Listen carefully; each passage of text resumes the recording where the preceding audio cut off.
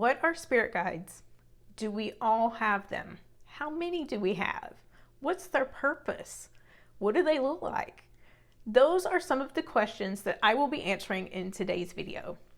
I'm Angela. I am a psychic medium.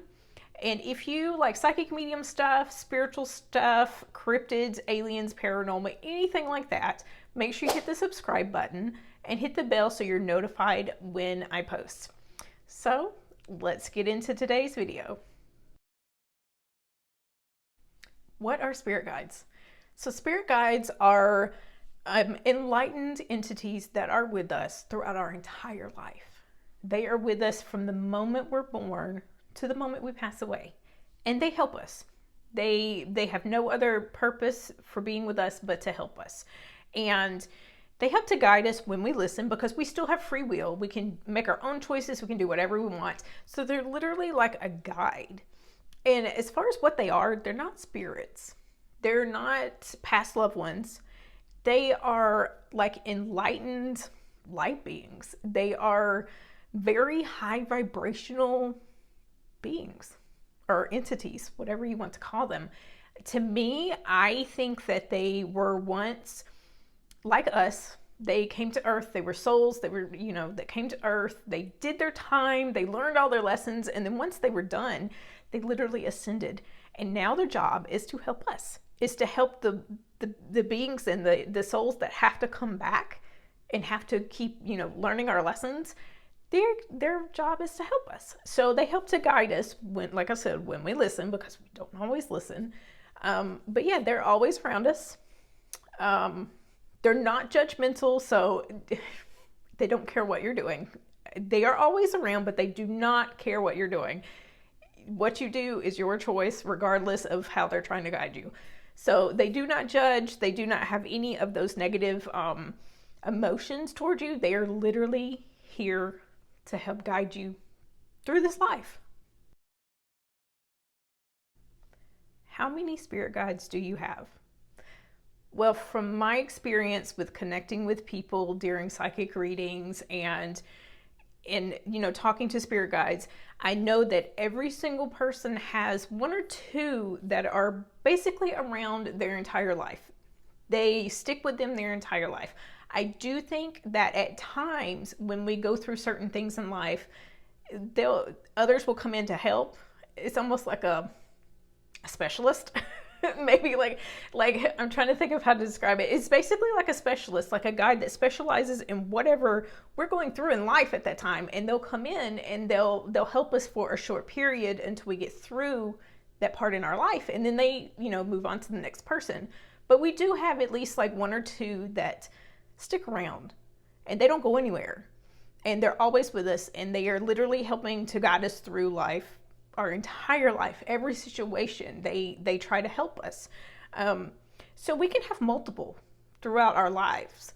Like we could have probably a lot, depending on the lessons you're learning and what you're going through. If you go through a lot in life, you may have a lot that come and go, and then your main ones.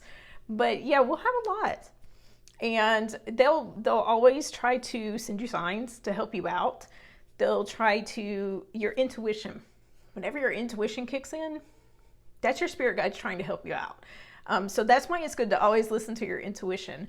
But they try to send you signs, and they try to get you on the right track. Now, whether you do it is up to you, because we have free will to make our own choices in life. What do spirit guides look like? What do they sound like?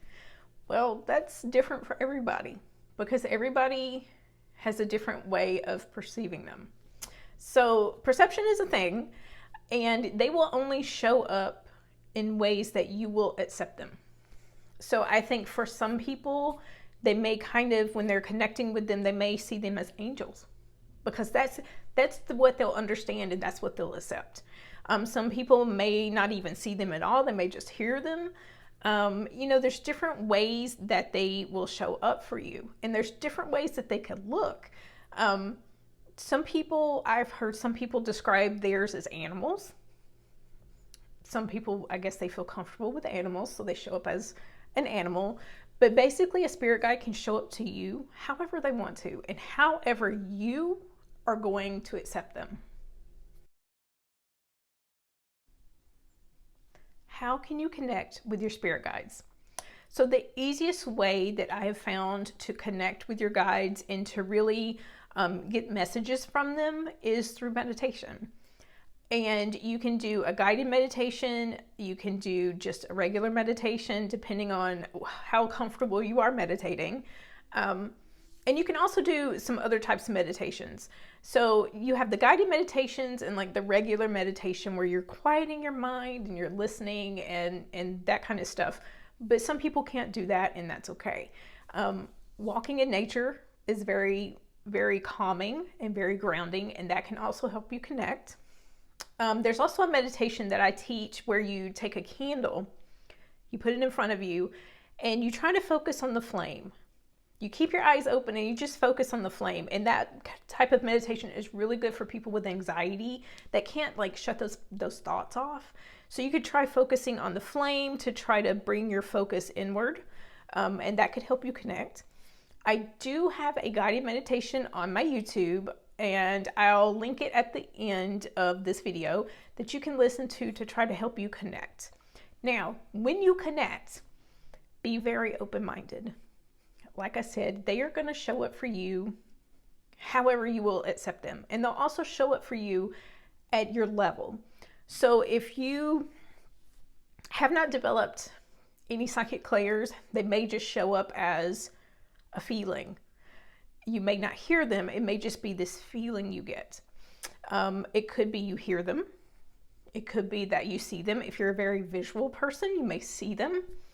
But they'll show up in different ways. So when you go into any kind of meditation trying to connect with them, be open-minded, because they will show up in ways that you will accept them. And you may see them, hear them, feel them in different ways than other people. So don't think that everybody is the same, because they're not. Everybody has a different way of connecting. What are some signs that your spirit guides will send you? Well, I talked earlier in the video about your intuition. That gut feeling that you get when something just isn't right, you need to listen to that, because that is your spirit guides trying to let you know basically something's not right.